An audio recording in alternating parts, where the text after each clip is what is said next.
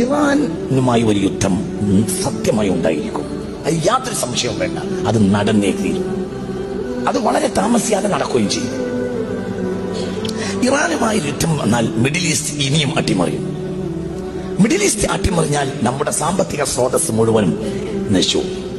അതുകൊണ്ട് എക്കണോമിക്കൽ സിസ്റ്റത്തെ കൃത്യമാക്കാൻ നമ്മൾ പഠിക്കണം. സൂക്ഷിച്ച് ചെലവഴിക്കാൻ പഠിച്ചവർക്ക് ദാരിദ്ര്യം വരികയില്ലെന്ന് മുഹമ്മദ് മുസ്തഫ. ഇത് നിങ്ങളൊന്നും കൂടി ശ്രദ്ധിക്കണം. ഞാനിത് വളരെ പണ്ടേങ്ങളോട് പറയുന്നുണ്ട്. ഇനി ഒരു യുദ്ധം ഉണ്ടാവുകയാണെങ്കിൽ അത് ഇറാൻ. ഞാൻ 2000 മുതൽ പറയുന്ന വർത്താനാണ്.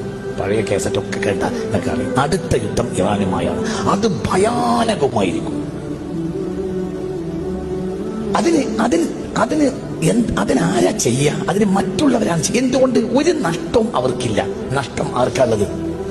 പറ, ആർക്കാ നഷ്ടം സംഭവിക്കുക? മുസ്ലിമീങ്ങൾക്ക്.